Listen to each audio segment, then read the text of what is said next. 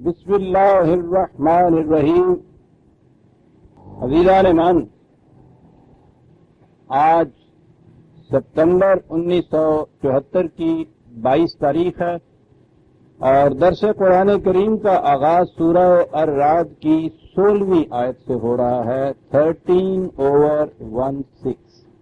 سابقہ آیت میں کہا یہ گیا تھا کہ وَلِلَّهِ يَسْجُدُ مَن فِي السَّمَاوَاتِ وَالْأَرْضِ طَوْعًا وَكَرْهًا وَظِلَالُهُم بِالْغُدُوِّ وَالْآصَالِ۔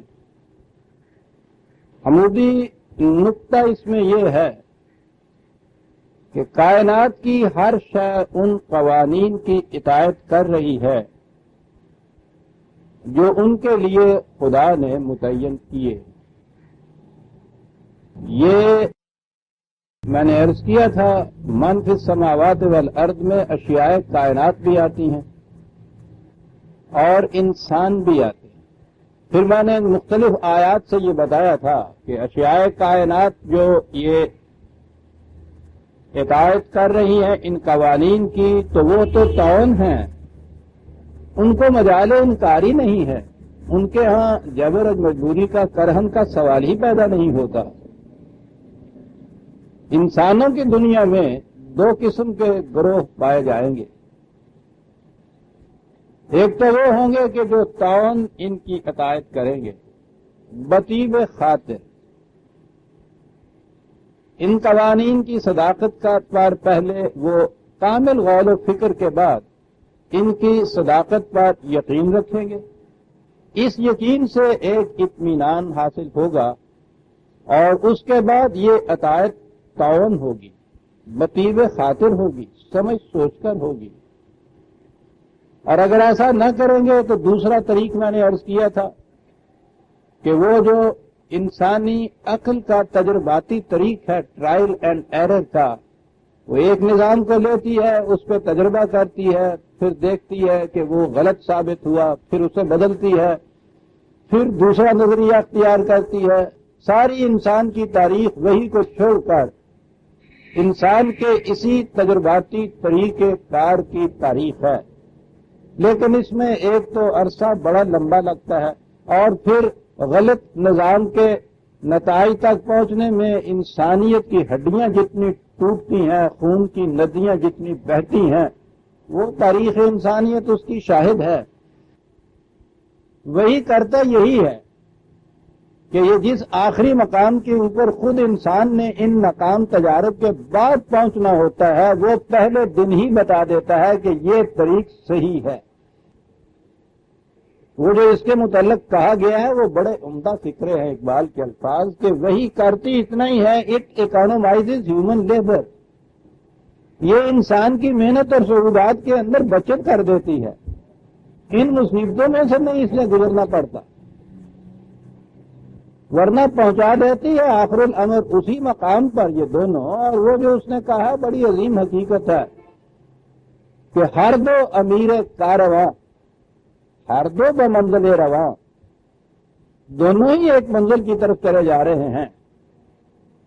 عشق عقل بہینہ بھی برد، عشق برد کشاں کشاں، بس فرق اتنا ہے کہ یہ مختلف ہینوں سے جاتی ہے، ادھر مختلف تجارب سے جاتی ہے، مختلف تدابیر اختیار کرتی ہے، اور اس عشق کی کیفیت یہ ہے کہ عشق کی ایک جست نے طے کر دیے قصے تمام، وہ پہلی ہی جست میں وہاں پہنچا دیتا ہے۔ اتنا ہی فرق ہوتا ہے، جیسا میں مثال دیا کرتا ہوں کہ بچوں کی حساب کی کتاب کے آخر میں ان کے جواب دیے ہوئے ہوتے ہیں، سوال کرنے کے بعد اگر بچہ وہاں سے دیکھ لے تو اسی وقت پتہ چل جاتا ہے کہ میرا جواب صحیح ہے یا نہیں، اور اگر وہ جوابات کا حصہ اس کے پاس نہ ہو تو پھر اسے اس مقام تک، اس یقین تک پہنچنے کے لیے کہ میرا جواب صحیح ہے یا نہیں، پتہ نہیں کتنی دفعہ وہ سوال حل کرنا پڑے گا اور پھر بھی وہ یقین حاصل نہیں ہو سکے گا۔ وہی یہ کرتی ہے، تو جو وحی کی صداقتوں پر ایمان لے آتے ہیں وہ تو طاعون اس کی اطاعت کرتے ہیں، بطیب خاطر کرتے ہیں، اور اس میں عجیب لذت ہوتی ہے، ورنہ زمانے کے تقاضے مار مار کر وہاں لے آتے ہیں۔ تو انسان دو طریق سے یہ کرتا ہے، طعن کرتا ہے اور کرہن کرتا ہے. اور جو میں نے آخر میں یہ کہا تھا وہ تو عجیب چیز ہے قرآن کی، ایک تشبیہ ایک مثال میں ایسی بات واضح کر دیتی ہے. اس نے کہا تھا کہ اشیاء کائنات کی اطاعت اور تمہاری اپنی روش دیکھنی ہو اگر تو دیکھو ذرا، تم بھی چلتے ہو، تمہارے ساتھ تمہارا سایہ بھی ہوتا ہے. اس سایہ کی کیفیت یہ ہے، قانون ہمارا یہ ہے کہ جدھر سے روشنی آئے گی اس سے الٹی سمت میں وہ سایہ پڑے گا. پیچھے سے سورج ہوتا ہے تو تمہارا سایہ آگے چل رہا ہوتا ہے، جو جو وہ اوپر چلتا ہے سایہ سمٹتا چلا جاتا ہے، سر پہ آتا ہے، پاؤں میں آ جاتا ہے. مغرب کی طرف زوال ہوا وہ پیچھے ہٹنا شروع ہوا. تو کہتا ہے کہ تم جہاں جاؤ جب بھی جاؤ یہ سایہ اس قانون کی اطاعت ہر وقت کرتا رہے گا، اور اس کے ساتھ تم جا رہے ہو تو کبھی تمہارا قدم ادھر کو اٹھ رہا ہے، کبھی ادھر اٹھ رہا ہے، کبھی یہ راستہ اختیار کرتے ہو، کبھی وہ کرتے ہو. آخر الامر تم نے بھی اس سایہ کی طرح کرنی ہے اطاعت، لیکن آنچے دانا کند کند ناداں لے بعد از خرابی ہے بس یار تیر جوتیاں کھا کے ہوتے ہوں رہے. اور جڑا اس نمبردار نے 100 گنڈا بھی کھاتا سی 100 جوتیاں بھی کھادی تھی، پتا نہ انہیں کی کیتا ہے سی. انہوں نے بڑا کیا کیا آگا سی بھی 100 گنڈا کھانا ہے، کہنے لگی میں نہیں کھانا. انہوں نے کیا مار جوتیاں 500 جوتیاں انہیں ماریاں، جوتیاں کھا کے پھر گنڈا کھا دا. کہنے لگا کھا دوسرا، کہنے لگی میں نہیں کھانا. انہوں نے کیا مار جوتیاں، انہوں نے 100 گنڈا بھی کھا دیا کہ جوتیاں بھی کھا دی. یہ جو طریق ہے نا انسانیت کا، اس کی کیفیت یہ ہے کہ آخر الامر اس نے جھکنا ہے وہاں، لیکن اس 100 جوتیاں کھا کے 100 گنڈا کھانا. کون وقت کہا یہ بتائیں اس کا انداز کیا ہوتا ہے انسان کا. چیز عزیزہ رحمان 1400 سال پہلے کی ایک کتاب ہے، اس زمانے کے بدو کو بھی سمجھا رہی ہے، آج کے زمانے کے آئنسٹائن کو بھی سمجھا رہی ہے. کہا کل من رب السماوات والارض قل اللہ. پہلے خود ہی سوال کیا ان سے کہو کہ باہر کی کائنات میں نشو و نما دینے والا کون ہے. یہاں تو خود ہی کہا کہ تم بھی ایسا کہو گے، یہ بھی ایسا ہی کہیں گے جیسا تم کہتے ہو. بڑا عجیب فرق ہے، آگے چل کے آپ دیکھیں گے کہ اگر یہ بھی یہی کہتے ہیں جو تم کہتے ہو تو پھر تمہارے خدا ماننے میں اور ان کے خدا ماننے میں فرق کیا ہے. پھر انہیں بھی خدا پر ایمان لانے کی دعوت کیوں دی جا رہی ہے؟ وہ تو مانتے ہیں اس کو. کہا ماننے اور ماننے میں فرق ہے. ہم بتاتے ہیں کہ یہ کیا مانتے ہیں اور خدا پر ایمان کے حقیقی معنی کیا ہیں. بڑا سٹل لطیف و نظیف فرق ہے عزیزان ایمان، اور بات سمجھنے کی ہے. یہ حقیقت میں ہم سے ہی کہا جا رہا ہے. تشریح اس کی دوسرے مقام پہ ہو رہی ہے. نسخے ہیں تو نکالیے آیات، بڑی اہم آیات 23/84 13/84. قل لمن الارض ومن فیہا ان کنتم تعلمون. کہا کہ بہرحال ان سے کہو کہ علم کی بارگاہ سے پوچھ کے بتائیں کہ یہ زمین کس کی ہے. اب اس حصے تک یہ خدا کو ماننے والے یا آج وہ لوگ کہ جو اس کے نام سے تو انکار کرتے ہیں، آج کا دہریہ سائنٹسٹ بھی اس مقام پہ پہنچ جاتا ہے جہاں یہ کائنات عدم سے وجود میں آئی تھی.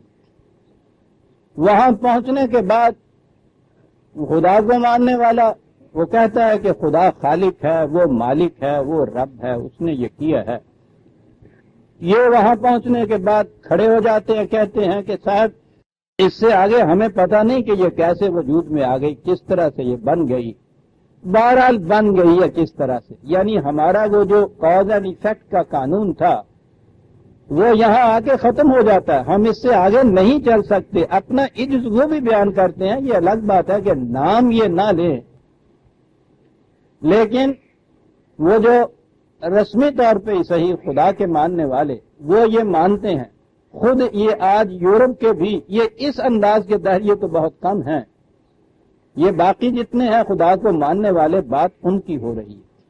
کہ ان خدا کے ماننے والوں سے پوچھئے کہ یہ زمین کس نے بنائی، کس کی ملکیت ہے، کہیں گے کہ ہاں یہ خدا نے بتائی. سیقولون للہ، یہ کہیں گے صاحب، اس کے سوا چارہ کار نہیں کہیں گے خدا نے زمین بنائی، خدا کی زمین ہے.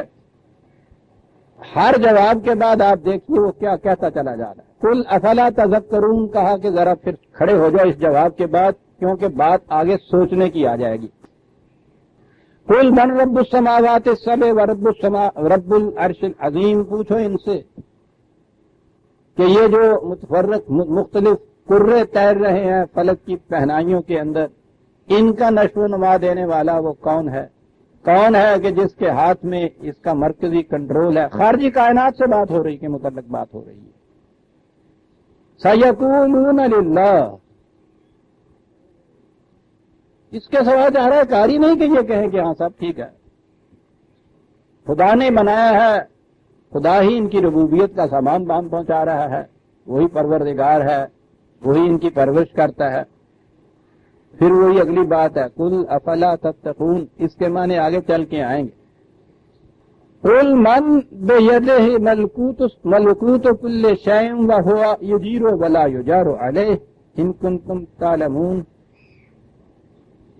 ان سے پوچھو کہ یہ وہ قوت کون سی ہے جس کے ہاتھ میں یہ اتنا بڑا اقتدار ہے کہ وہ اس کائنات کو اس طرح سے چلا رہا ہے. وہ کسی کا محتاج نہیں، اس کو ضرورت نہیں کہ کسی کی پناہ میں آئے، ہر شے اس کی پناہ میں جانے والی ہے. کیا کہتے ہو تم؟ یہ کائنات تک خدا ماننے والے یہاں بھی یہ کہیں گے سیقولون للہ، ٹھیک ہے یہ خدا کی. اب آئی آگے بات، کہا کہ یہ اس خارجی کائنات میں جو سوال بھی ہم نے تمہیں کیے، کہے کہ اس کا خالق کون ہے، اس کا مالک کون ہے، اس کا پروردگار کون ہے، یہاں تک تم بھی مانتے ہو کہ خدا ہی ہے.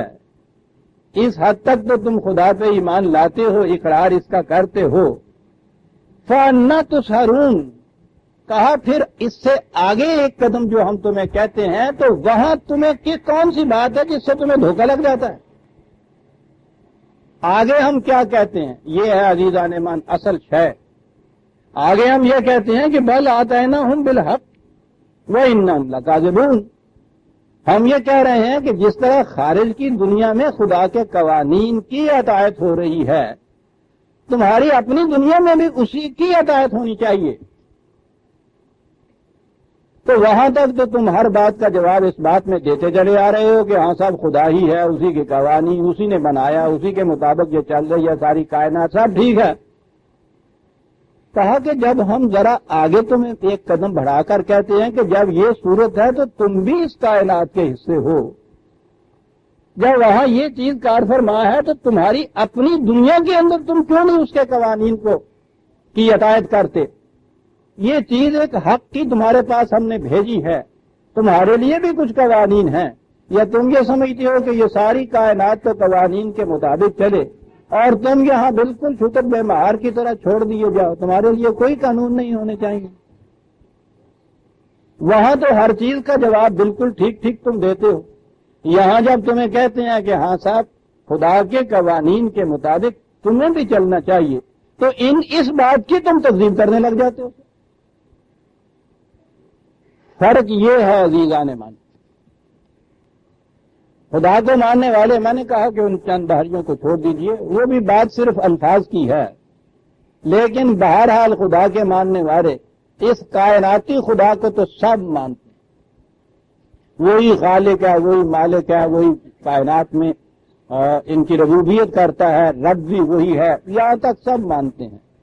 لیکن اس سے آگے جب بات آتی ہے کہ ہمیں بھی اسی کے دیے ہوئے قوانین کے تابع چلنا چاہیے، یہاں آ کے انکار ہو جاتا ہے.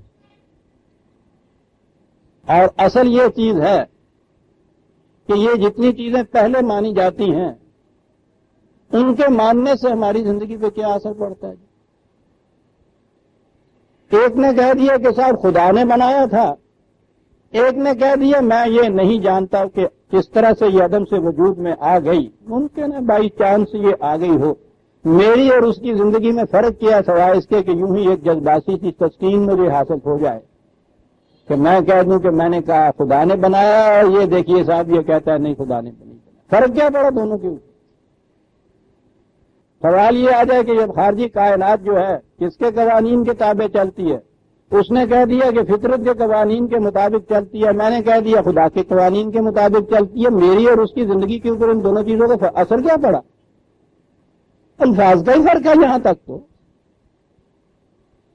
یہ ماننا جو ہے اس ماننے سے کچھ کام نہیں چلتا. اصل چیز جو ماننے کی ہے وہ وحی کا ماننا ہے. ایک یہ کہتا ہے کہ ہماری زندگی جو ہے ہمارے بنائے ہوئے قوانین کے تابع چلے گی صاحب، اور دوسرا کہتا ہے کہ نہیں صاحب ہماری زندگی بھی خدا ہی کے دیے ہوئے قوانین کے تابع چلے گی، بس یہاں پڑا اثر آ کے زندگی کا. تو خدا کا ماننا در حقیقت اس کے وحی کا ماننا ہے. وحی پر ایمان اگر نہ ہو تو خدا پر ایمان تو یہ کافر اور مشرک اور ایتھیسٹ جس کو ان معنوں میں کہا جاتا ہے میٹیریلسٹ اور مادہ پرست، یہ خارجی کائنات کے خدا کو تو سارے مانتے ہیں.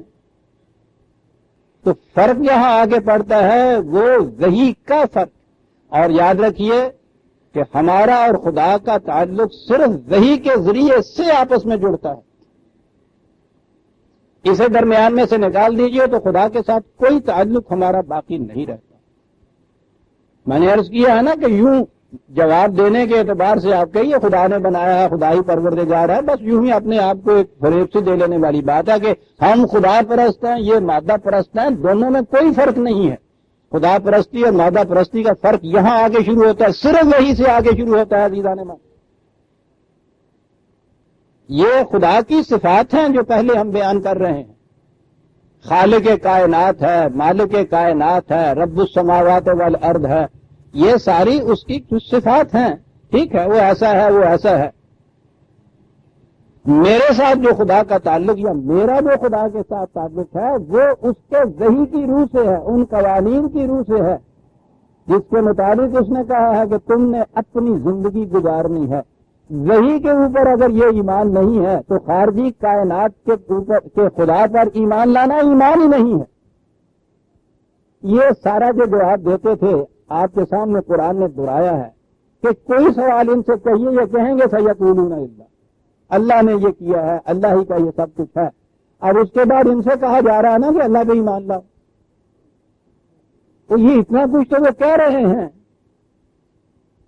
یہ ان سے تقاضا جو خدا پر ایمان کا ہے وہ کیا تقاضا ہے؟ پھر کیا بات نہیں تھی جس کی وجہ سے ان کا ایمان نہیں تھا؟ یہی تھا نا آتیناہم بالحق وَإِنَّهُمْ لَكَاذِبُونَ. اسے جھٹلاتے ہیں. یہ ایمان اس کے اوپر لانے کا ہے. تو یاد رکھیے خدا پر ایمان کے معنی یہ ہیں جہاں تک انسانی دنیا کا تعلق ہے اس کے دیے ہوئے قوانین کی صداقت پر ایمان. اور ایمان کا بھی ایک لفظ ہمارے ہاں اتنا کچھ فرسودہ سا ہو گیا ہے کہ بات سمجھ میں نہیں آتی. مقصد حیات اس کا ترجمہ کیجیے، نصب العین زندگی اسے کہیے، منزل کہیے اس کاروان انسانیت کی. میری زندگی کا مقصد قل ان صلاتی و نسکی و محیای و مماتی للہ رب العالمین.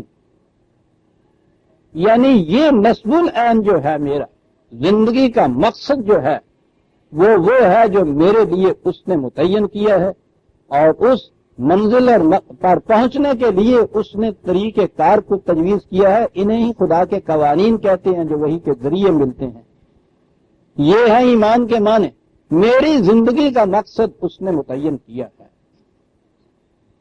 وہ ہے میرا نصب العین حیات، اور اس تک پہنچنے کے لیے طریق بھی اسی نے تجویز کیے ہیں، تدابیر بھی اسی نے بتائی ہیں، ان کے مطابق چلنا یہ ہے میری زندگی کا مقصد.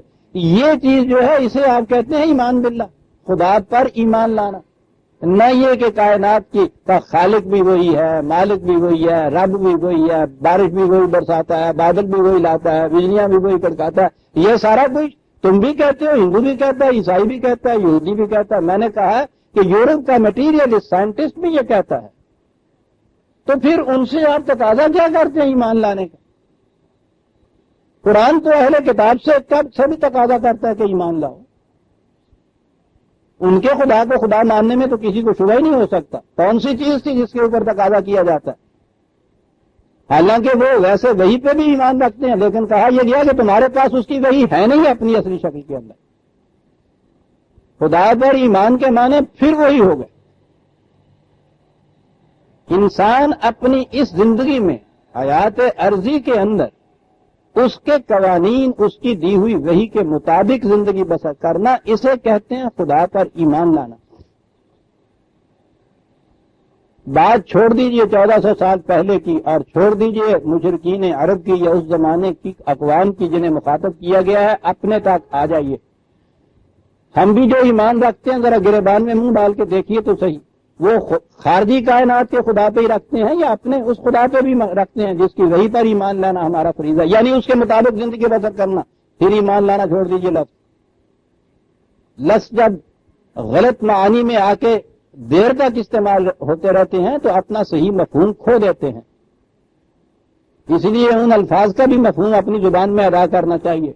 ایمان کے معنی یہ ہے کہ میری زندگی کا ایک مقصد متعین ہے اور مجھے اس مقصد کو حاصل کرنا ہے، اس منزل تک پہنچنا ہے. سوچئے کہ ہم جو آج مسلمان کہلاتے ہیں، ہم خارجی کائنات کے خدا ہی کو مانتے ہیں یا اس خدا کو بھی مانتے ہیں؟ ہمارا ایمان بھی وہی ہے.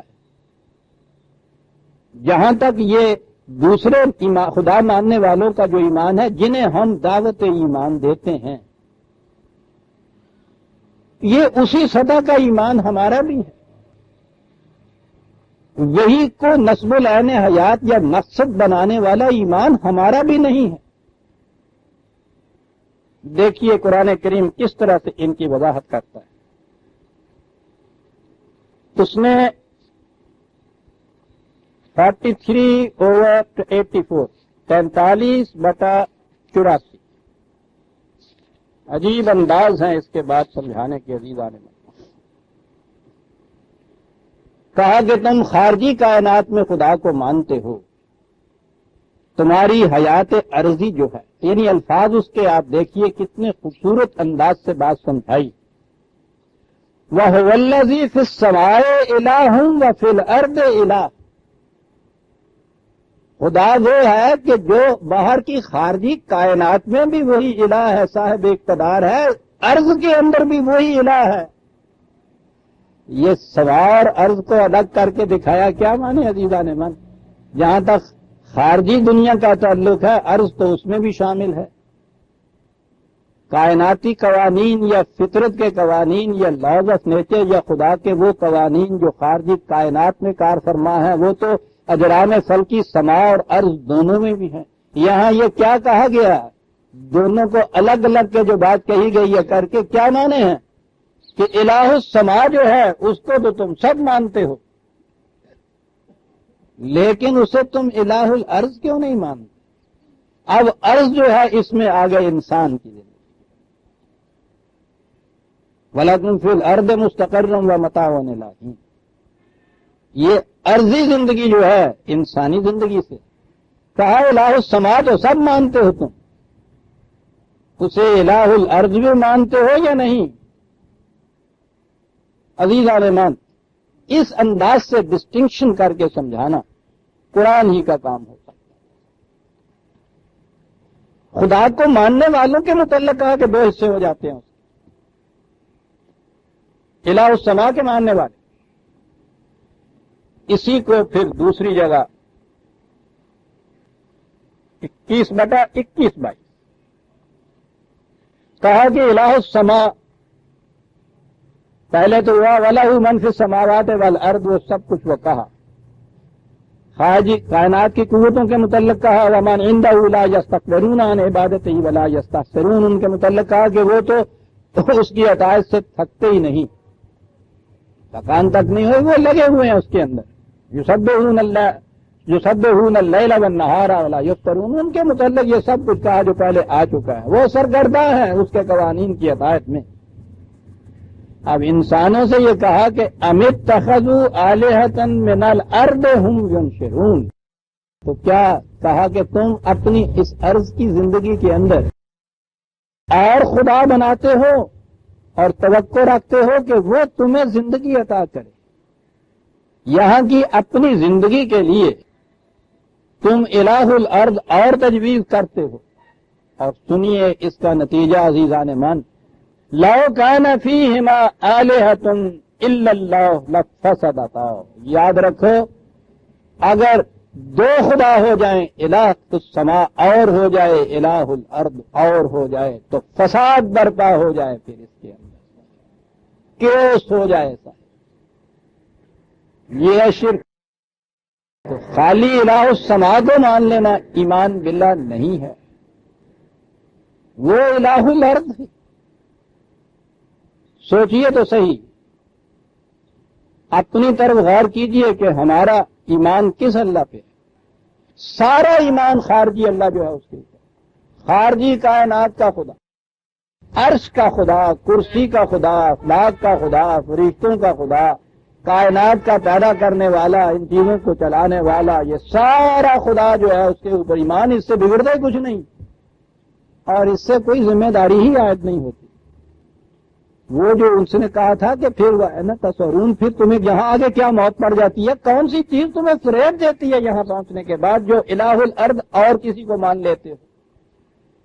اور الہ الارض جو ہے یہ اور کسی کو آپ نے مانا تو آپ نے دو الہ مان لی، یہی تو سنویت، یہی تو ڈوئلزم ہے، زندگی کے دو حصے کیے ہی نہ جا سکتے۔ یہاں تک تو تم مانتے ہو کہ اگر گھی میں آمیزش ہو جائے سنکھیے کی تو ہلاکت واقع ہو جاتی، یہ اگر خدا پرست سے بھی پوچھا جائے تو وہ یہ کہہ دے گا کہ ہاں صاحب خدا نے یہ تاثیر رکھی ہے سنکھیے کے اندر کہ وہ ہلاکت افروز ہے، مانتے ہو تم۔ اور اگر یہ کہا جائے کہ صاحب اگر وہ حرام کے مال کا گھی ہے تو اس سے ہلاکت ہو جاتی ہے، اسے نہیں تم مانتے۔ الہ السماء سے تو انکار ہو ہی نہیں سکتا۔ یہاں آگے فرق پڑتا ہے یہ مانتے ہو یا نہیں۔ اگر یہاں یہ ایمان ہے کہ نہیں صاحب گھی اگر سینکھیے سے ای امیزش اس میں نہیں ہے، خالص ہے، تو وہ بہرحال اس سے فرق نہیں پڑتا کہ وہ حلال کی کمائی کا ہے یا حرام کی کمائی کا ہے۔ یہ اگر آپ نے کہا تو الہ السماء پہ تو آپ کا ایمان رہا، الہ الارض سے انکار کر دیا آپ نے۔ ہے الہ الارض کے اوپر ایمان عزیزان من؟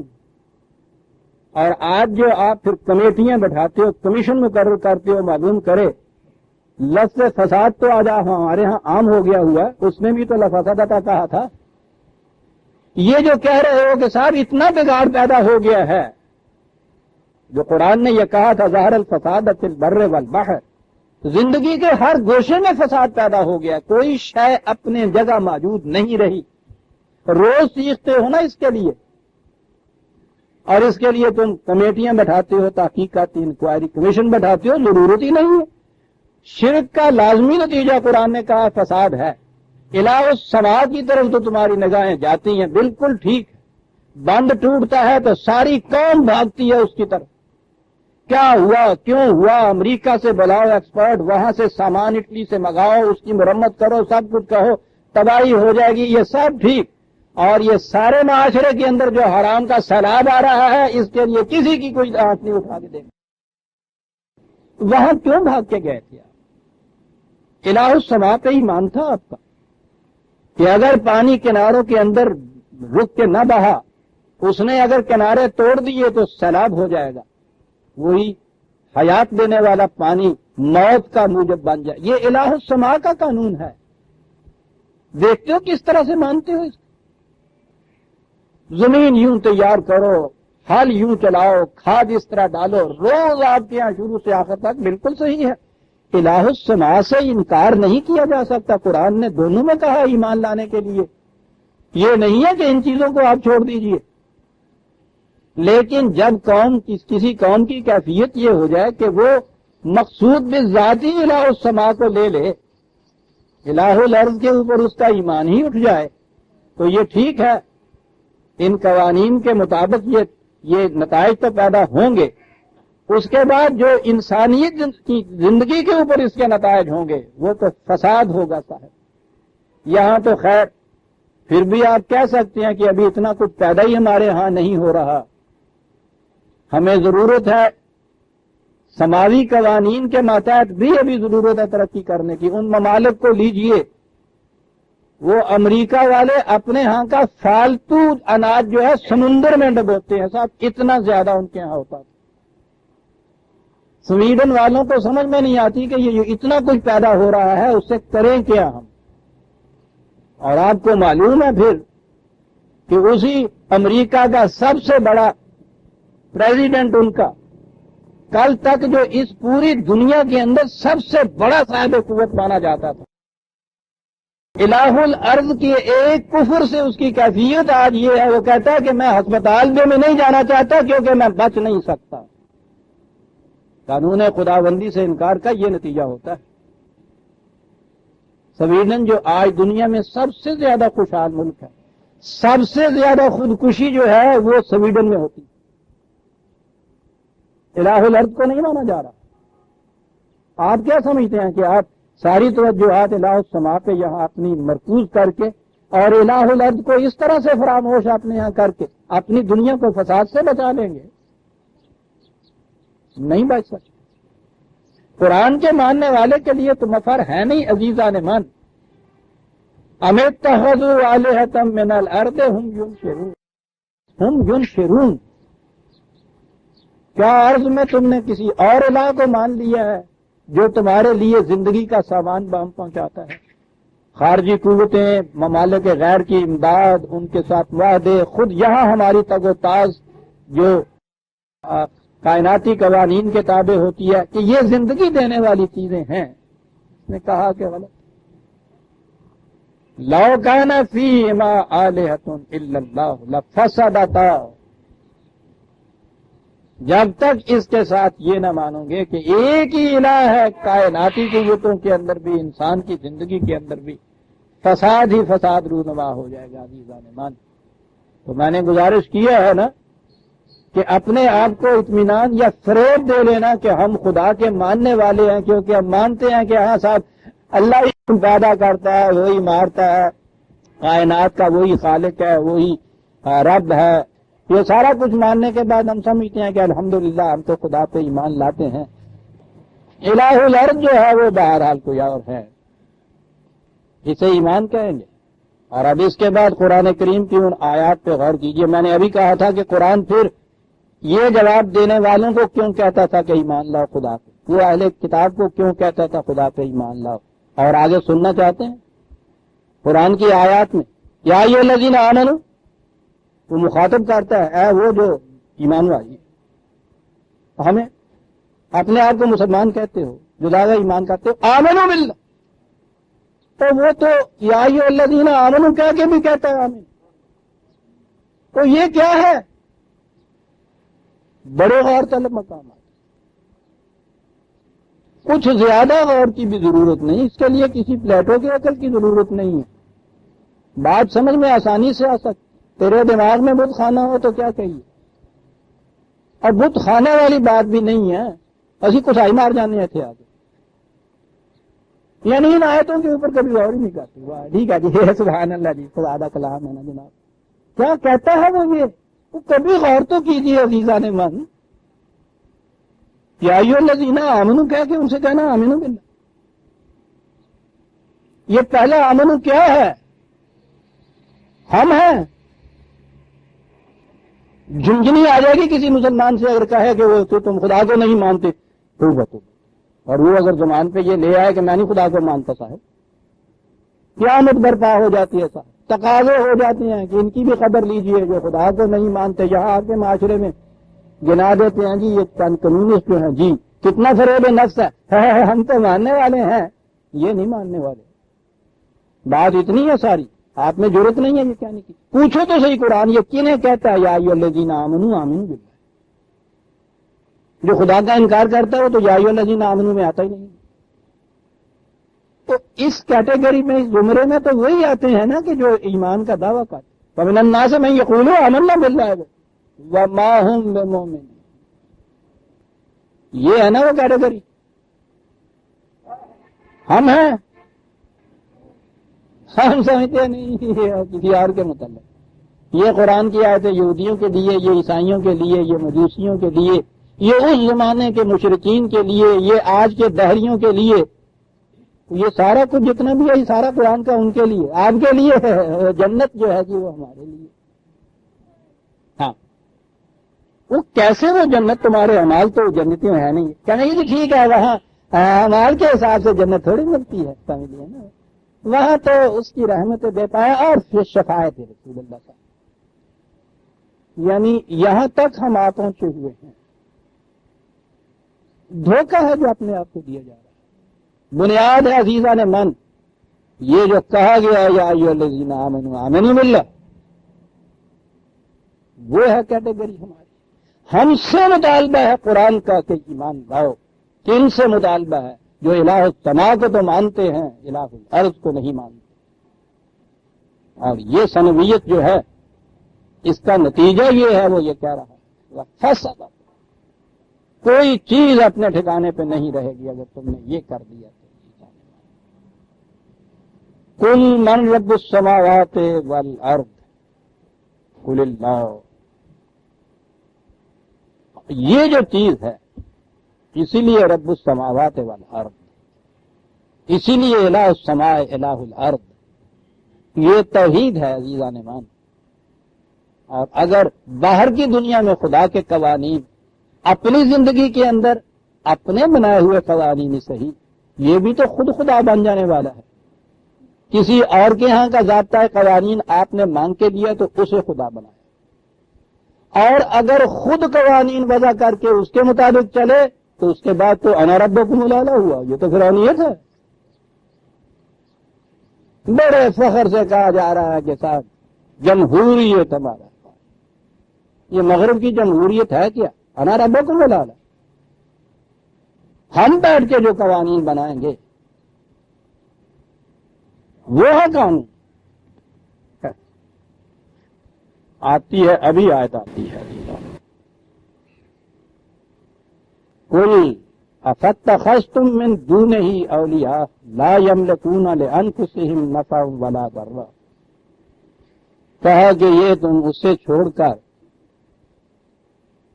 انہیں اپنا سرپرست، والی، دوست، مددگار، حمایتی یہ بنا رہے ہو، جن کی کیفیت یہ ہے کہ کوئی اور تو ایک طرف رہا، یہ جنہیں تم کہہ رہے ہو کہ کائناتی قوانین، ان قوانین کے خلاف یہ اپنی ذات کے لیے بھی کسی نفع نقصان کے اوپر قادر نہیں ہے. یہ بڑے سے بڑے حضرت صاحب بھی ہوں جو بھی آپ لے لیجئے، کتنے ہی بڑے وہ مدعی کیوں نہ ہوں کہ ہم تقدیریں بدل دیتے ہیں اور ہم دعا سے یہ کچھ کر دیتے ہیں اور کرا دیتے ہیں، روٹی کھانے اور پانی پینے پہ تو وہ بھی مجبور ہوتے ہیں. زہر آلود گھی ان کے لیے بھی موت کا باعث ہوتا ہے. کچھ عرصہ ہوا وہ اب مرحوم ہو چکے ہیں. ہمارے یہ سامنے کے مکان میں رہا کرتے تھے ایک پیر صاحب.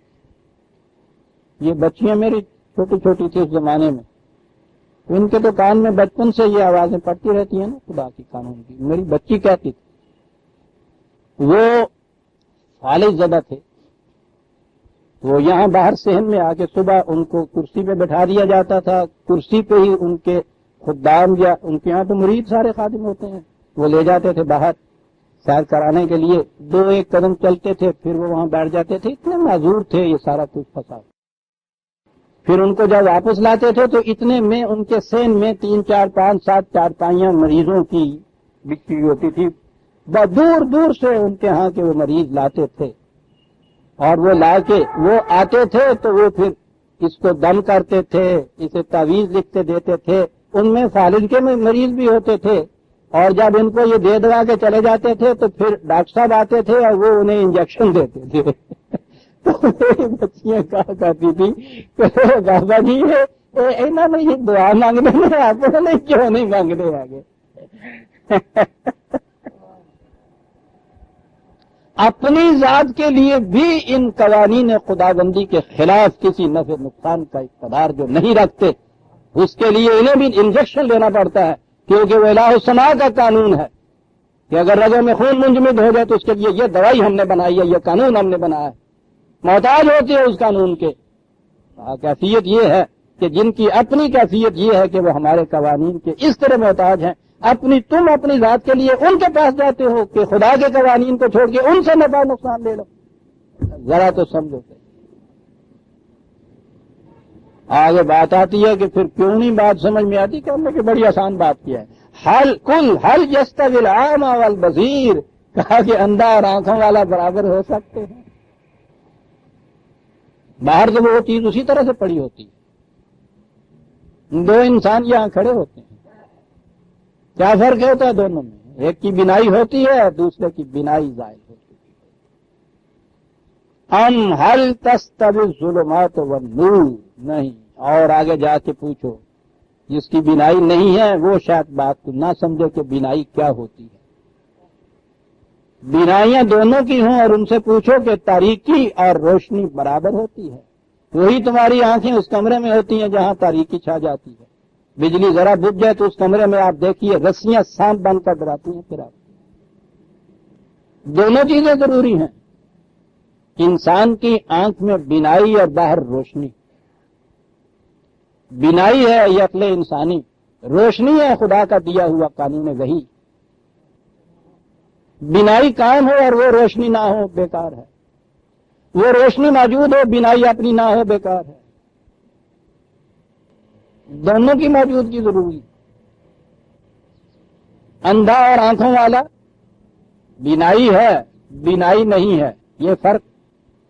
اور آگے روشنی اور تاریکی، اب اس میں کیٹیگری یہ ہو گئی، بینائی ہے روشنی نہیں ہے پھر بھی اندھا ہے، روشنی ہے بینائی نہیں ہے پھر بھی اندھا ہے، روشنی ہے بینائی ہے، یہ ہے جنہوں سجاکھا کیا جائے گا۔ کیوں دونوں برابر ہو سکتے ہے نا؟ الہ السماء اور الہ الارض دونوں کی ضرورت، اسے ایمان کہتے ہیں عزیزان ایمان، وہی خدا کی طرف سے دی ہوئی خارجی روشنی کا نام ہے۔ عقل انسانی خدا کی دی ہوئی آنکھ ہے جس میں بینائی ہے، دونوں اکٹھی ہوں گی تو ہر شے صحیح صحیح اپنے مقام پہ اپنی اصلی حقیقت میں نظر آئے گی۔ دونوں میں سے اگر ایک چیز بھی نہیں ہے تو جیسا میں نے ابھی عرض کیا ہے پھر رسیاں بھی سانپ بند کر دکھائیں گے آپ۔ کیا دونوں برابر ہو سکتے ہیں؟ قل اللہ خالق کل شیء، کہا کہ یہ یاد رکھو ٹھیک ہے ہر چیز کا خالق وہی ہے لیکن وہ خالق ہی نہیں ہے، وَهُوَ الْوَاحِدُ الْقَهَّارُ، وہ غلبہ ہے، قوت ہے، اقتدار ہے، سورنٹی ہے، وہ ایک اس کی ہے۔ اب الہ السماء الہ الارض میں بڑے فخر سے روز اعلان کرتے ہیں جس کی سورنٹی وہاں ہے، تمہاری دنیا کے اندر بھی اسی کی سورنٹی کیوں نہیں؟ کیونکہ هو الواحد القہار، سبارڈینیشن جو ہے کسی کی، فرما پذیری اطاعت گزاری جو ہے، جو مطاع ہے، جو حکمران ہے، جو ساورن پاور ہے، صاحب اقتدار ہے، واحد ہے، ہم نے اس کے دو حصے کر رکھے۔ ہمارا مناظر اٹھ کے گھنٹہ گھنٹہ بھر تقریر کرتا ہے کہ صاحب وہ مجوسی جو تھے وہ دو خداؤں کو مانا کرتے تھے، اسلام نے آ کے اس تنویت کو مٹایا، اس ڈوئلزم کو مٹایا اور توحید کو پھیلایا، اور بیک وقت اس کی اپنی کیفیت یہ ہوتی ہے کہ الہ السماء کو تو مان رہا ہوتا ہے، الہ الارض پہ اس کا بھی ایمان نہیں ہوتا۔ اول تو وہ یہی کیفیت ہوتی ہے کہ اپنے بنائے ہوئے قوانین، اپنے نہ ہوں، اپنے جیسے اور انسانوں کے بنائے ہوئے قوانین جنہیں اسلاف کہہ کے اپنے آپ کو دھوکہ دے لیتا۔ کچھ فرق نہیں عزیزان من، ہمارے سامنے کا الہ الارض ہے، اس سے پہلے کا گزر گیا ہوا الہ الارض۔ کسی انسان کا بنایا ہوا قانون بھی اگر کسی دوسرے انسان کے اوپر لاگو ہو جاتا ہے تو یہ دو الہ ہو جاتے ہیں۔ کیونکہ اس نے یہ کہا تھا کہ ما کان لبشر ان یؤتیہ اللہ الکتاب والحکم والنبوۃ ثم یقول للناس کونوا عبادا لی من دون اللہ. کسی انسان کو یہ حق حاصل نہیں ہے، خواہ سے حکومت، کتاب، نبوت بھی کیوں نہ مل جائے کہ وہ کسی دوسرے انسان سے کہے کہ تم خدا کے نہیں میرے محکوم ہو جائے. واحد القہار ہے وہ تو. زندگی کو آپ نے مختلف حصوں میں تقسیم کیا، شرک ہو گیا. اور جیسا میں نے عرض کیا ہے کہ یہاں ملوکیت اور اس قسم کی جمہوریت میں فرق ہی کچھ نہیں ہے. ایک انسان کا بنایا ہوا قانون کیا اور 10 کا مل کے بنایا ہوا قانون کیا، وہ تو الہ الارض نہ رہا. اور پھر تمہارا آج کا بنایا ہوا ہو اور یا 500 سال 1000 سال پہلے کے انسانوں کے بنائے ہوئے ہوں تو کیا؟ یہ تفریق و تقسیم و تمیز ہے عزیزان من. الہ السماء اور الہ الارض، وہ واحد القہار ہے. اسی لیے یہ اس نے یہ کہا. اب آئی وہ بات، فوراً یہ چیز آئی کہ خالق کل شے ہے. اب وہ نقطہ اس زمانے میں مجوسی جس طرح سے کسی دور میں یہودیت بڑے غالب تھی، پھر عیسائیت بڑی غالب تھی، آج مغرب کی میٹیریلزم غالب ہے. نزول قرآن کے زمانے میں مجوسیت زیادہ غالب تھی کیونکہ ایران ان کے قریب بھی تھا اور ان کا فلسفہ حیات، ان کا مذہب بڑا چھایا ہوا تھا. اس میں سنویت تھی. وہ سنویت کیا تھی؟ وہ مانتے تھے کہ خیر کا خالق اور ہے، شر کا خالق اور. خیر کا خالق یزدہ ہے، شر کا خالق اہرمن ہے. یہاں کہا ہے کہ خالق کل شے بھی ہے، واحد القہار بھی ہے. تو اب ان کی وہ دلیل سامنے آئی جو وہ دیتے تھے کہ پھر اس کائنات میں خیر کے ساتھ شر کیوں ہے. یہ بڑا پرانا فلسفے کا سوال چلا آ رہا ہے، گڈ اینڈ ایول کا مسئلہ. یہ مقام نہیں میں اس کی تفصیل میں جاؤں.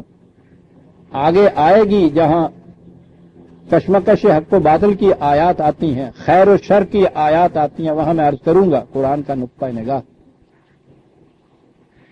یہاں اس نے کہا کہ یہ جو وہ کہہ دیتے ہیں کہ وہ 2 الگ الگ خدا ہیں، یہ بھی غلط بات ہے. یہاں قانون ہمارا یہ ہے، ایک کشمکش جاری ہے جسے حق اور باطل کی کشمکش وہ کہتا ہے. یہ ہے کیا چیز؟ حق کی کشمکش اور باطل کی کشمکش. جیسا کہ آپ کو اب معلوم ہے، متعدد بار یہ بات سامنے آ گئی، انسان جسے ہم کہتے ہیں، یہ پیچھے سے جو زندگی ارتقاء میں چلی آ رہی ہے اس کی ہی بلند ترین شکل ہے نا. زندگی اپنے ارتقائی مراحل ایولیوشنری سٹیجز طے کرتی ہوئی پیکر انسانیت میں آئی. اس سے پہلی سٹیج جو ہے وہ عام حیوانوں کی سٹیج ہے. ایولیوشن یا ارتقاء میں ہوتا یہ ہے کہ جب زندگی اگلی منزل میں پہنچتی ہے مستقر کے بعد مستعدوں کے اندر، تو وہاں پہنچنے کے بعد وہ اپنی پہلی جو منزل ہوتی ہے اس کی بہت سی خصوصیات اپنے ساتھ لاتی ہے. البتہ اس میں ایک بلندی کی خصوصیت اور پیدا ہوتی ہے جو پچھلی منزل میں نہیں تھی. انسان کی زندگی کے اندر کوئی 9/10 حصہ حیوانی زندگی کا ہے جہاں سے یہ ابھر کے انسان بنا ہے. کھانا پینا سونا جاگنا افزائش نسل کرنا سارا اسی طرح سے ہوتا ہے جیسا حیوانی زندگی کے اندر ہوتا ہے. یہ پوری زندگی اس کی حیوانی زندگی ہے، اس کے تقاضے ہیں. وہ جو 1/10 میں نے اس سے کہا ہے، اول تو آگے چل کے کہنا چاہیے کہ یہ جب انسان کہیں گے پھر تو اس کو پورے کا پورا ہی کہنا پڑے گا. اس میں خصوصیت ہے اور وہ خصوصیت وہ ہے جو اینیمل میں نہیں تھی، حیوان میں نہیں تھی. یہ خصوصیت ہے جائز اور ناجائز کی تمیز. یہ حیوان میں نہیں ہوتی. حیوان کو بھوک لگتی ہے، اسے پتہ ہے کہ مجھے چارے سے بھوک مٹتی ہے. وہاں ان کو یہ معلوم ہے بکری کو کہ میں نے گھاس کھانا ہے، اس سے بھوک مٹتی ہے. شیر کو معلوم ہے کہ میں نے گوشت کھانا ہے، اس سے یہ ملتی ہے. ان کے نزدیک جائز اور ناجائز کی تمیز نہیں ہے. یہ تمیز انسان کی انسانی زندگی کی تمیز، یہ انسان کی طبعی زندگی، physical life, the animal in man, حیوانی زندگی، یوں کچھ کہہ لیجیے اس کو، اس کے تقاضے ہیں۔ ایک تقاضا اس کی انسانی زندگی کا بھی، اسے بھی بھوک لگتی ہے۔ حیوانی زندگی کا تقاضا ہے کہ کھانا کھاؤ، اگر وہ حیوان کی طرح اس تقاضے کو پورا کرتا ہے تو حیوانی سطح کی زندگی ہے اس کی۔ لیکن ایک آواز اور آتی ہے جس پہ اس نے ایمان رکھا ہے کہ نہیں، حلال کی روٹی کھاؤ۔ اس روٹی کے لیے، سامان زیست کے لیے دولت پیدا کرنا، یہ وہی حیوانی زندگی کا تقاضا ہے۔ انسانی زندگی کا تقاضا ہے کہ نہیں، جائز طریقے سے پیدا کر۔ اب اگر ایسا وقت آ جاتا ہے کہ ٹائی پڑتی ہے، 10,000 روپیہ آتا ہے مفت میں، کوئی گرفت نہیں، کوئی دیکھنے والا نہیں، کوئی مواخذہ نہیں، آتا ہے رشوت سے، ناجائز طریقے سے۔ اب یہاں پہنچنے کے بعد اس کی حیوانی زندگی کے تقاضے میں اور انسانی زندگی کے تقاضے میں ایک ٹکراؤ پیدا ہوتا ہے، تصادم ہوتا ہے، کانفلکٹ ہوتی ہے دو تقاضوں کے اندر۔ یہ ہے جسے آپ حق اور باطل کا ٹکراؤ کہتے ہیں۔ یہ کوئی باہر کی دو الگ الگ قوتیں نہیں ہیں کہ ایک کو خدا نے پیدا کیا اور دوسرے کو اہرمن نے پیدا کیا ہے، اور ان کے نزدیک وہ دونوں قوتیں برابر برابر کی ہیں، خدا اور یزنا اور اہرمن، خدا اور شیطان، اور دونوں وہ کہتے ہیں کہ ہر وقت آپس میں اکھاڑے میں اترے ہوئے دنگل کر رہے ہیں، کشتی لڑ رہے ہیں۔ ان کا دونوں کو الگ الگ دو خدا ان کے یہاں بنائے ہوئے تھے۔ میں بڑے سادہ الفاظ میں سمجھا رہا ہوں اس مسئلہ کو، آسانی سے حل ہو جاتا ہے۔ انسان کے اندر کے ہی دو تقاضے ہیں، وہ ایک تقاضا وہ ہے جس نے جائز اور ناجائز، حلال اور حرام کے اندر امتیاز کرنے کی بات کو بھی مان لیا، اس کے اندر بھی حیوانی زندگی کا تقاضا ابھرتا ہے۔ یہ اسے حیوان کی طرح پورا نہیں کرتا۔ جس طرح شیر بھوکوں مر جائے گا، گھاس کی طرف آنکھ اٹھا کے نہیں دیکھے گا، یہ بھی بھوکوں مر جائے گا، حرام کی روٹی کا لقمہ منہ میں نہیں ڈالے گا۔ یہاں حق کی فتح ہوئی، باطل کی ناکامی ہوئی۔ اور اگر اس نے یہ کہا کہ بھائی بھوک جو ہے وہ ٹھیک ہے، حرام اور حلال کی تمیز کیا ہے، دولت جس طرح سے بھی ہاتھ میں آ جائے، دولت ہاتھ میں آ جائے گی تو وہ قرآن میں ہے ایک دفعہ، ان کا قول بھی لکھا ہوا ہے۔ یہ جو اس طرح سے دولت کما کے پھر کہتے ہیں زکوٰۃ دے دیجئے باقی ساری پوری ہو جاتی ہے، دادا صاحب کے دیگ چڑھا دیے جا کے، جو منت مانی ہوئی ہے کہ یا اللہ اگر 10,000 روپیہ اس کیس میں کسی طرح سے آ جائے نا تو میں 1,000 روپیہ تمہارے نام میں دے دوں، یعنی وہاں آفیسر سے کیا آیا کہ صاحب اس میں سے 1,000 تمہیں دوں گا، ایک اس کو دی، ایک ادھر آ کے رشوت ٹان دی تھا۔ یہ کشمکش انسان کے اپنے اندر دو تقاضوں کی کشمکش ہے۔ وہ کہتا یہ ہے کہ ٹھیک ہے، اس کائنات کے اندر بھی تم دیکھو گے کہ اس طرح کے تقاضے جو ہیں ٹکراتے ہیں آپس میں، لیکن تم تاریخ کے شواہد پہ نگاہ رکھو، گزری ہوئی قوموں کے حالات کو اپنے سامنے لاؤ، خود آہستہ آہستہ انسانی زندگی کے تجربے بھی جو ہے جو تمہیں جس مقام پہ پہنچاتے ہیں ان کو دیکھو، پھر ہوتا کیا ہے۔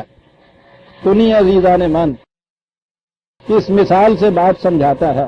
انزل من السماء ماء فسالت اودیۃ بقدرها، آسمان سے تو ایک ہی بارش برستی ہے، ندی نالے اپنے اپنے ظرف کے مطابق ان میں سے پانی لے لیتے ہیں۔ قدر دیکھا کن معنی میں یہاں آیا ہے، تقدیر کا لفظ تو یہیں سے ہے نا، ہر شے کا پیمانہ۔ پیاس میں ایک یا زیادہ سے زیادہ 2 گلاس جو ہیں پیاس بجھانے کا پیمانہ، اور وہی پانی اگر 5-7 گلاس ہو جائیں تو موت کا موجب، اسے تقدیر کہتے ہیں۔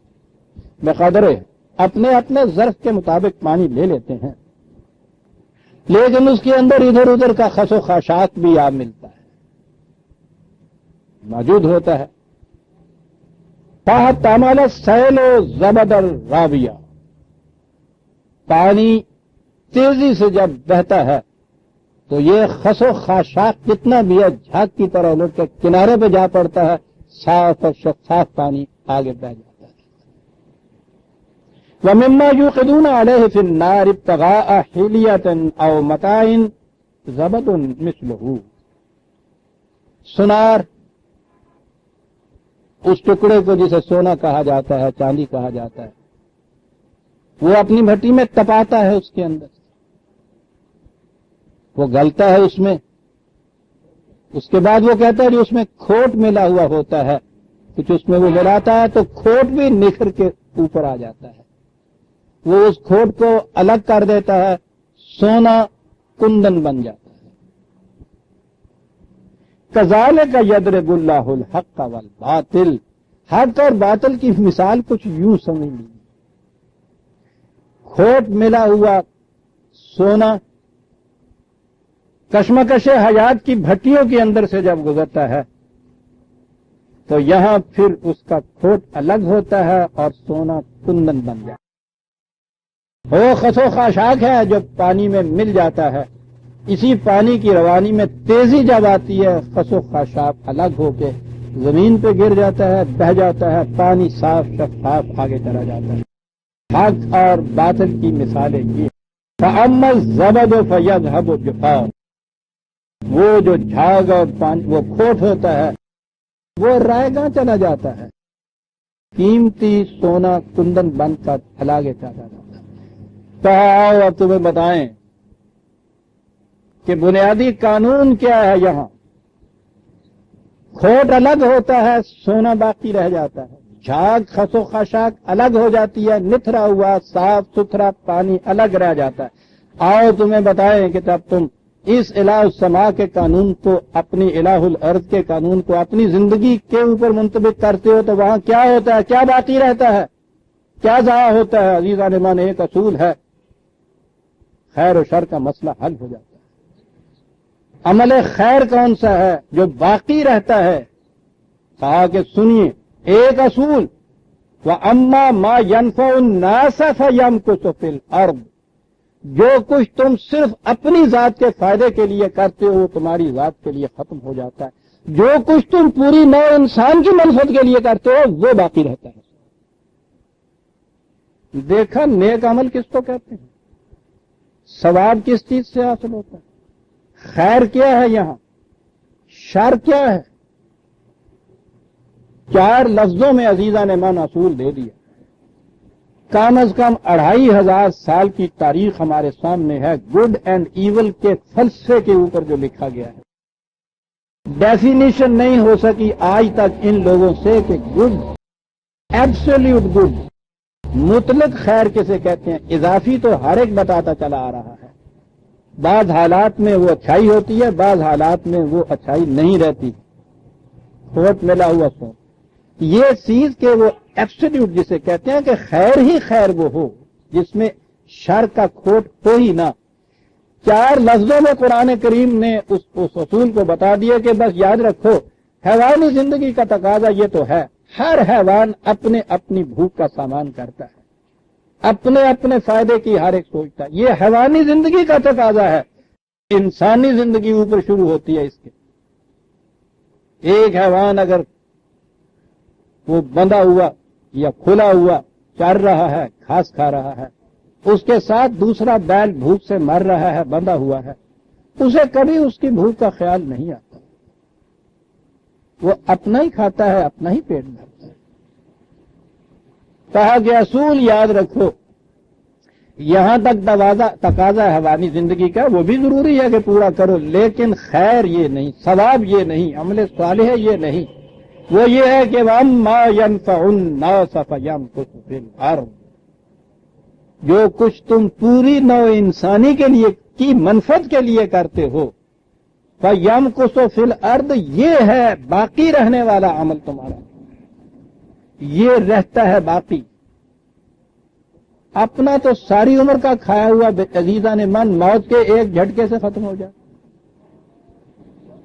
یہ یورپ کی جسے مادیت کہتے ہیں، اس میں جو انہوں نے قانون دیا تھا سروائیول آف دی فٹسٹ، کہ جو اپنے آپ کو فٹ رکھتا ہے، ثابت رکھتا ہے، وہ سروائیو کرتا ہے، اس میں اپنے آپ کے متعلق ہی قانون دیا تھا۔ وہ علاج سماعت، وہ کائناتی قانون ہے، ٹھیک ہے، اس کے لیے یہ بھی ضروری ہے۔ انہوں نے کہا تھا کہ یہ قانون ہے، اور یہی قانون آگے یہاں ان کی غلطی ہوئی۔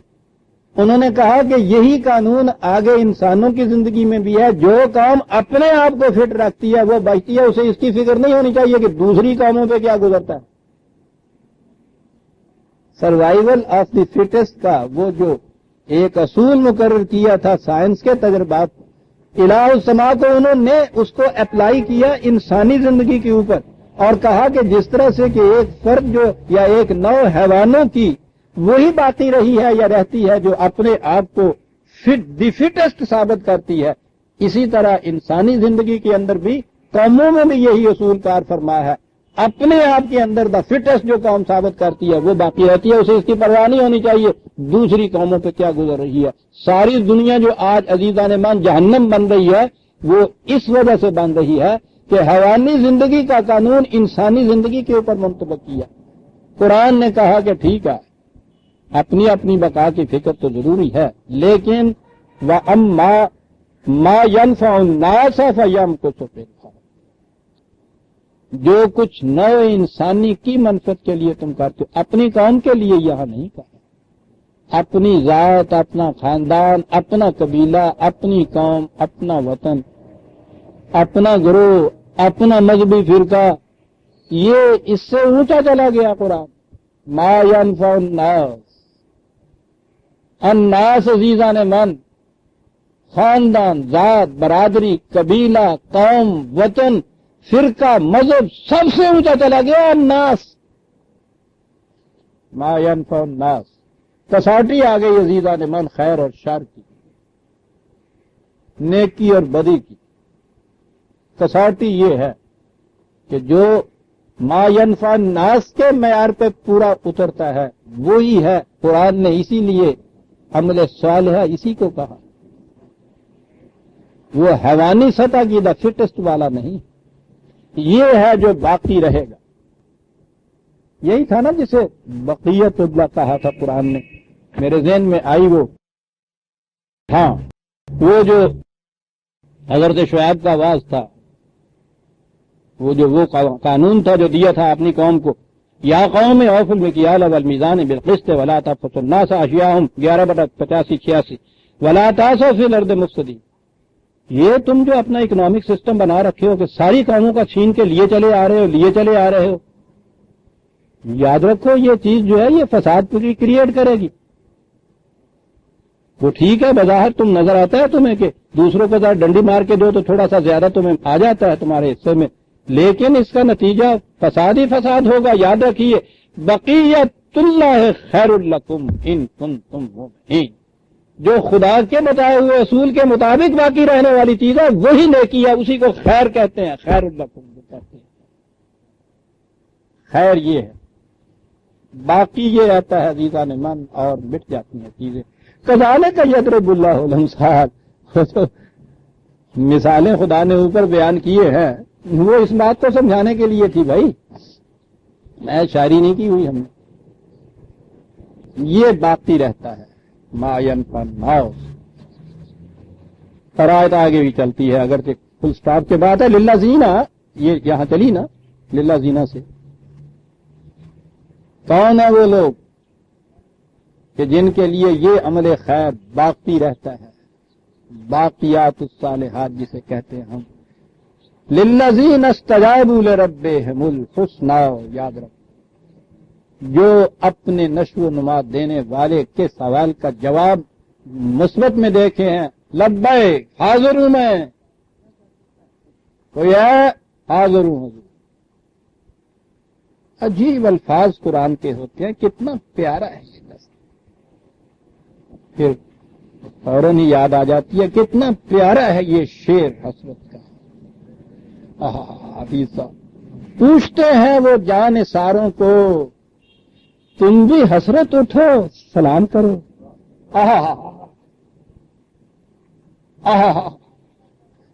کس پیارے انداز میں کہا ہے.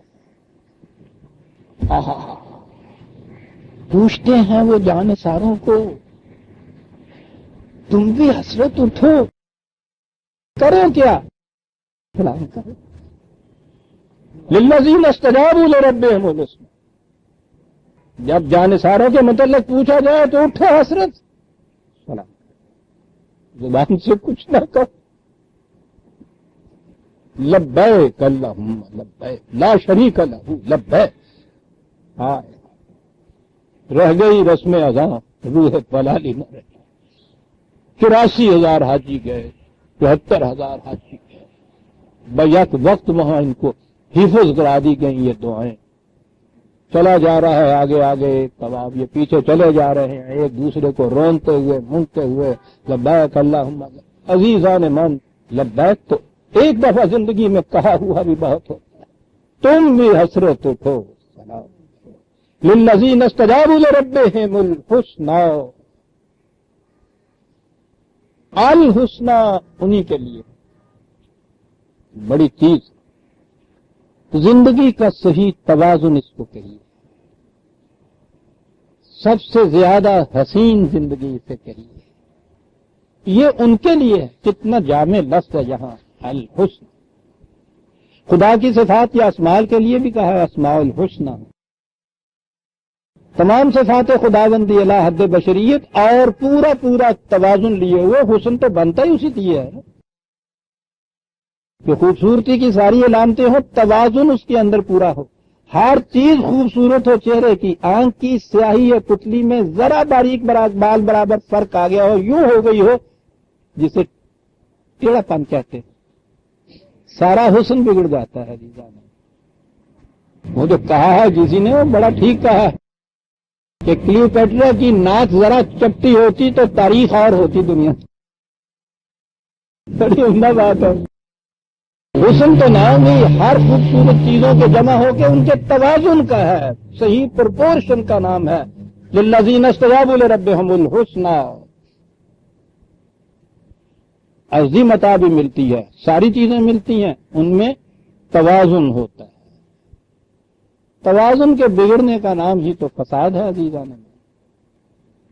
صرف اشیاء کا جمع ہو جانا نہیں، توازن بھی اس کے ہونا چاہیے.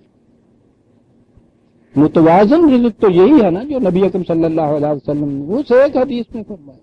جس بستی میں رات کو ایک شخص بھی بھوکا سو گیا، یعنی ساری بستی جو ہے وہ بھوکی نہیں ہے، سب نے کھایا ہے، ایک شخص بھی بھوکا سو گیا، اس بستی سے خدا کی حفاظت کی ذمہ داری اٹھ جاتی.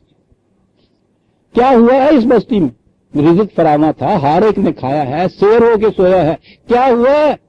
منجی نو کانے پا گئی ہے، ایک پایا جڑا ہے وہ ٹوٹ گیا.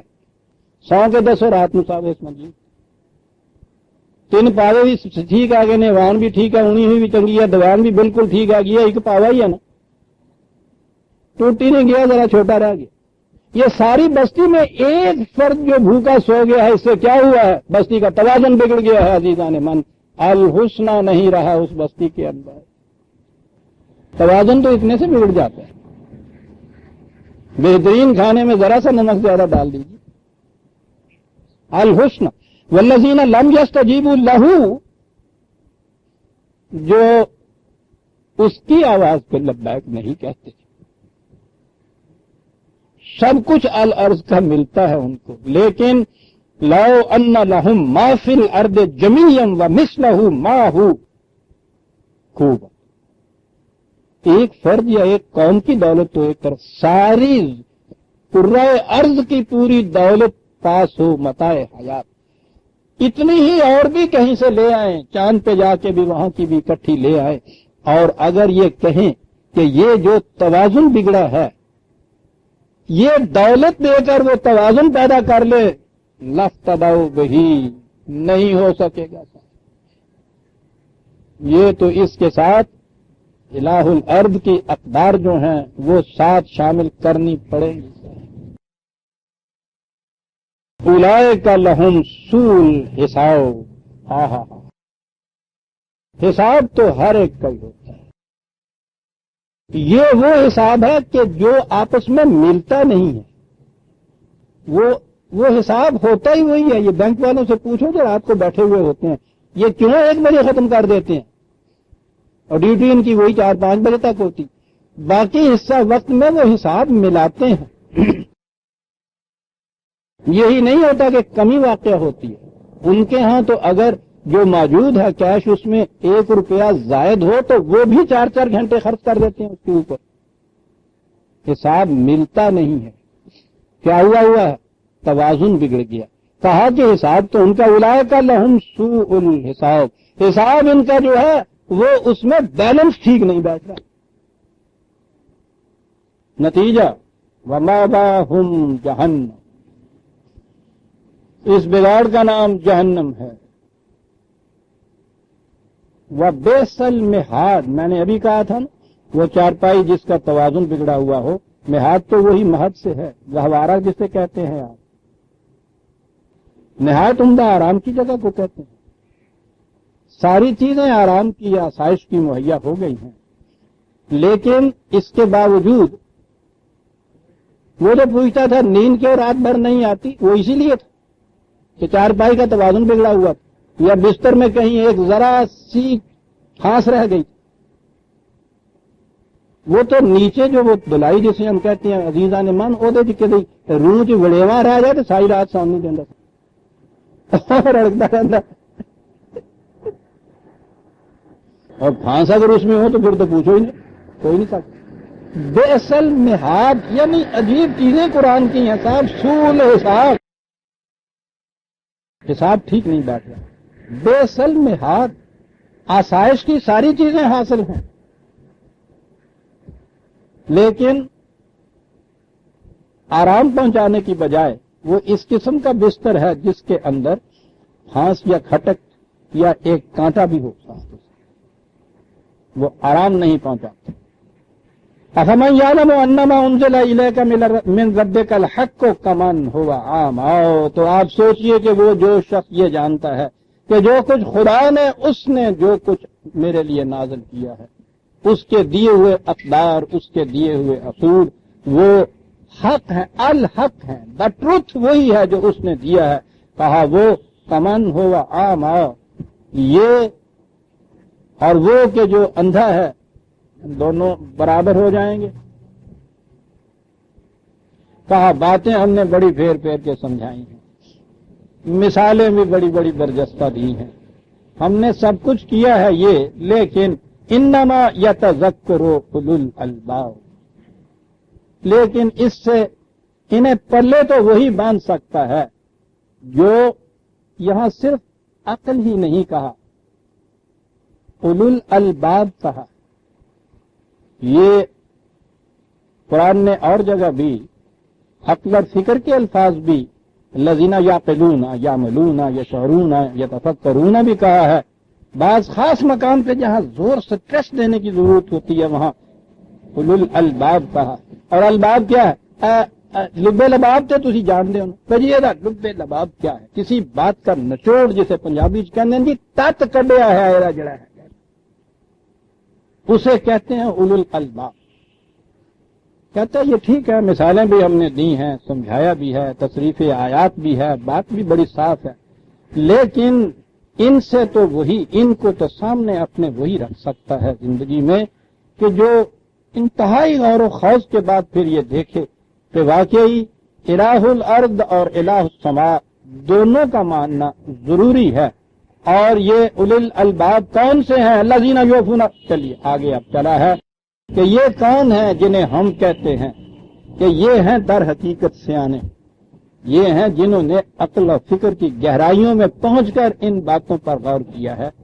آج وقت ہو گیا ہے, اسے ہم آئندہ پر اٹھا رکھتے ہیں. آج ہم سورہ ہیں جی کون سی آیت رہ گئی؟ اچھا یہ 16 کا وہ ام جعلوا للہ شرکاء کا خلق فتح, ٹھیک ہے جی. یہ جو درس آیا ہے نا اس میں وہ کہتے ہیں 16 کا آیت میں آگے چلا گیا تھا خالق کل شیء. اگلے درس میں اتنا حصہ بھی ساتھ ہم لے لیں گے. شکریہ آپ کی حصہ. ہم سورہ الرعد کی آیت 19 تک آ گئے ہیں, 20 سے آئندہ ہم لیں گے. ربنا تقبل منا انک انت السمیع العلیم.